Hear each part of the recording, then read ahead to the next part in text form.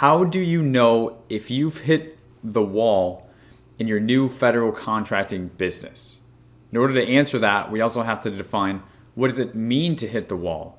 And then also, if you are a business that's hitting the wall as a new federal contractor, what can you actually do about it? These are important questions, and these are the questions we're answering in today's training. So what does it mean really to hit the wall? So hitting the wall is like you feeling stuck. You don't know exactly what to do next. And the most common place that new federal contractors hit the wall is they're kind of cruising along. Maybe, they found out about federal contracting 6 months to a year ago. Then you start taking some steps, right? Maybe you're watching some videos, and then you learn about getting registered in sam.gov, doing your capability statement. You're learning about NAICS codes. You're learning about set-asides. And then maybe you even take it a step further. You get really serious at some point, maybe 6 to 9 months into this journey for you. And then you go through the steps to actually do some of these things that I just mentioned. So you go and you get your DUNS and your cage number. You get registered in sam.gov. Maybe you get to capability statement setup, or maybe you go after getting a set aside for your small business. And what happens is you start feeling good. You start making progress. The snowball starts to build. You start to feel positive momentum in your favor. And then what happens is all the progress slows. You immediately hit this thing called the wall, and then you get stuck. You don't know what to do. You're basically hit with a million different paths that you could go down at this point. And this is what it means truly to hit the wall in terms of the context of somebody first learning about federal contracting, a small business owner, learning about the opportunity for their business, taking some of these initial steps one step at a time, and then the clear steps end and you don't know what to do next. This is what it means to hit the wall. So now our next question is, how do you know truly if you are a small business that's hit the wall and maybe you're getting in a little bit of trouble here? Let me explain what I mean by that. So if this is you, if you've been stuck, like I said, for say a period of 6 to 12 months with low to no progress, trying to figure out what to do. That's a very tall tale sign that you have hit the wall and you're not making any more progress, because that is a long time. It's a long time in general, but it's also a long time in the federal contracting space. If you think about the procurement cycles and all this, a lot has happened while you have stayed stagnant and static, doing nothing with your business in the federal marketplace. That's not a good thing. You could have been out bidding and winning on contracts, right? So time is really the primary thing in terms of an indicator of being stuck. This is kind of how you know this is you. But kind of the next thing, how do you know this is you? You're trying a lot of things with no avail. So maybe, like I said, you've gone after set-asides because you thought that was going to be the next thing. Let's keep the context right here. You entered the federal marketplace. You registered in sam.gov. You went through that lengthy process, okay, because you want to win federal work for your business, okay? You're showing up in line saying, I can do this. We can do an awesome job. We are a very high-quality, service-based small business, or whatever the case happens to be for your business, and we can do this work to support federal agencies. So that's the outcome you're after, right? And you have no idea how to get there. So like I said, maybe you go after set-asides to try to bring in steps closer to getting this. But guess what? Getting a set-aside, as you guess, is not going to just automatically get you a contract, right? Maybe you do other things. You go after trying to get on a GSA schedule. Forget about months. That could take years to get onto, and a lot of money as well invested to go after and get on a GSA schedule, because you think that's going to be the thing, okay? These are all symptoms of hitting the wall. Maybe you've spent and hired a consultant or something like that, and I'm increasingly hearing feedback, guys, from those of you who are working with businesses that are supposed to be liaisons for you, or even just independent consultants, and you are just very unhappy with the investment that you've made. So another telltale sign is you've invested money, but again, you've had no progress, to no avail. You are not any closer to the end result that you're after, which is winning contracts for your small business. There's a lot of you. And that means there's a lot of you that are hitting that wall. I'm hearing a lot of stories constantly from folks, which is why this is really the pain point that I'm focused on, The goal here with the channel and everything I'm doing is to cut through the noise. But in order to do so, you as a small business owner, a small team of 1, 2, or 3, right? You kind of need to know where you fit in on this timeline of things. And especially if you are one of these small businesses that are hitting the wall, unfortunately, it is very common. It's not normal, but it is a common occurrence. And I think it's just because there is not a clear path life after sam.gov registration, right? Even the PTAX can only take you so far. So there's only so much, right? And that's, like I said, that's kind of the space that I'm trying to fill. Life after PTAC, life after registering. Let's get some clear next steps so that you can keep, going forward, which if you talk to me, I'm always going to prescribe you to go into bidding, because that's the number one most important thing as far as I'm considering. So first off is to know, now that you're very clear on what this wall is and some of the symptoms, right? You're spending money, you're chasing things like set-asides, GSA schedules, with no progress getting closer to where you want to be, or just a lot of time has been spent, maybe 6 months to a year, maybe even a couple of years. You've been trying to figure this out on your own. These are the symptoms of hitting the wall. So now, what can you do about it if this sounds like you? Or if you're newer in the game and you want to avoid hitting the wall, you just want to go around that thing and shortcut this process, what can you do about that in order to attain that? So really, those of you I'm trying to help the most and reach with this video is folks that have hit the wall. The first thing I prescribe to you is to stop doing what you've been doing. Okay, less is often more, and I'm a big believer in that mantra. So first off, you need to stop what you're doing.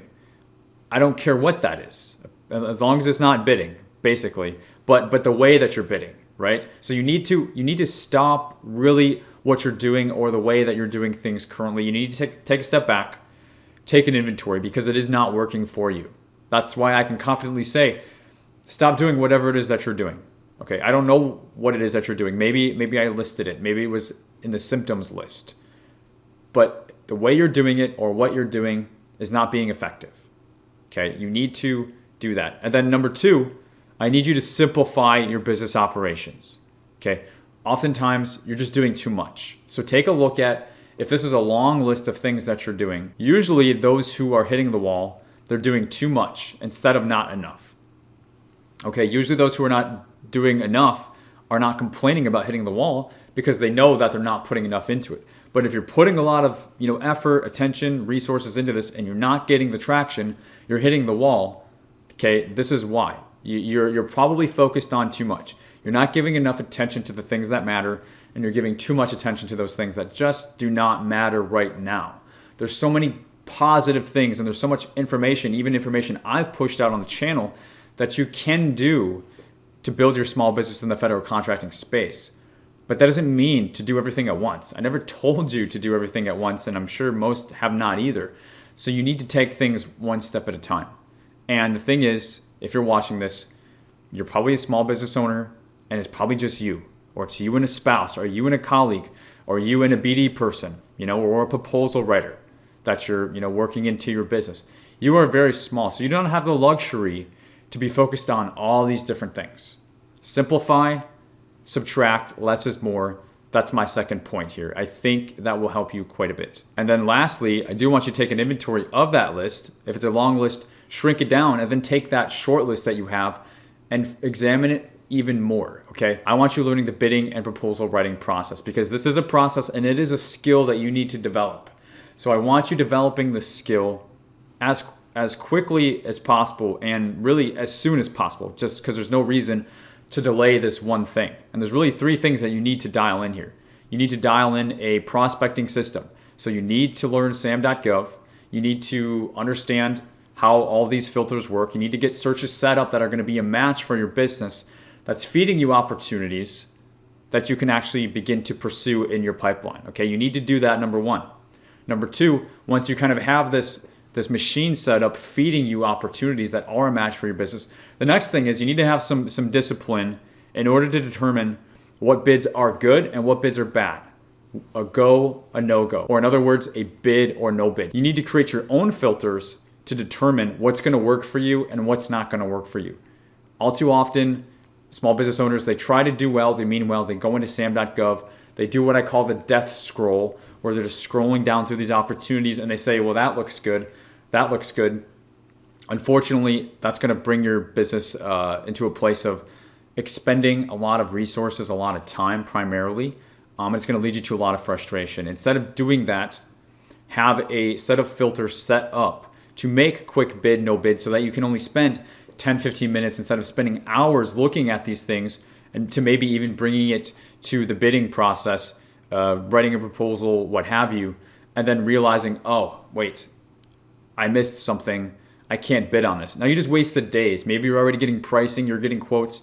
You need to avoid all that. So this kind of step number 2, system number 2, you really need to harness in whatever your filters are going to be to make intelligent bid, no bid decisions. So you can take those opportunities that are coming in your system 1 and then whittle those down intelligently and in a predictable way, a discipline.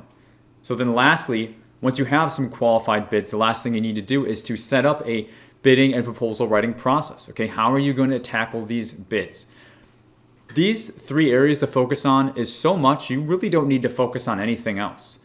Again, let me remind you, you are a very small business. You are a very small team. I shouldn't have to remind you of that.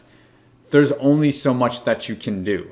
There is a way to set these steps up so that they actually work for you, so you're not working harder, you're actually working smarter. And then look at the rest of that short list that you had of other activities you were doing from earlier. How many of those actually match up to these things that I'm recommending you to do in today's training? Okay, you can probably cross off a few more things, because if they are not pushing you through this bidding proposal writing process, this vetting process, or this process of finding work that is a match for your business that you can do, what is more important than that? Okay, all these other things are just delaying the inevitable. So these 3 points, again, I would call it prospecting, qualifying, and bidding, are the 3 areas of focus that I want you focused on in your business if you are hitting the wall. You're going to gain so much more traction, momentum, confidence focused on these over the next 6 to 9 to 12 months than you will doing anything else. And you're going to learn so much at a whole different level. You've probably been scared. You probably haven't known what to do these things, which is why, hey, this is a free training for you. This is what you need to be focused on. Now, I understand it could take some time to build these things out, but hopefully I've described them in a simple, stupid way that you can kind of reverse engineer how to do this yourself.